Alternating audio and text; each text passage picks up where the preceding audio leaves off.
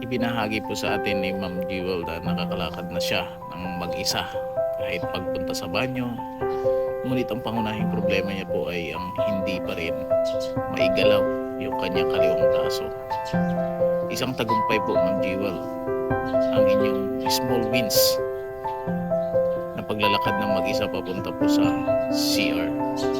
Ang walang tulong ay mahalagang kapampuyan tungo sa inyong independence. Ang hirap sa paggalaw ng kaliwang braso ay karaniwang hamon sa ating mga stroke survivors. Ang mga muscles at braso natin at kamay ay madalas na may matagal na makarecover. Gaya ng payo po ni Buddy nung nakaraan po sa mga video natin ni Sir Buddy, normal lang na maka-adjust yung mga katawan natin, ang utak sa simula at unti-unti rin babalik yan ang lakas niya sa tamang panahon po. Siyempre yung pagsasanay natin.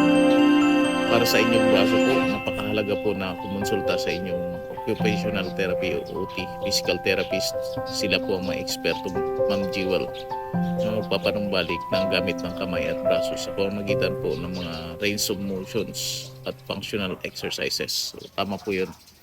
Napakahalaga po nun sa bawat isa sa atin. Kaya ako nagpa-rehab talaga ako, nagpa-physical therapy talaga ako kasi alam po yun ang makakatulong sa akin kasi yun yung guide na pwede kong gayahin para mas mabilis akong makarecover. I hope na nakatulong po sa inyo, Ma'am Jewel. Congratulations po sa inyong small wins na nakakapunta na kayo ng mag-isa doon sa banyo. Ingat po at sana lahat tayo ay gumaling na.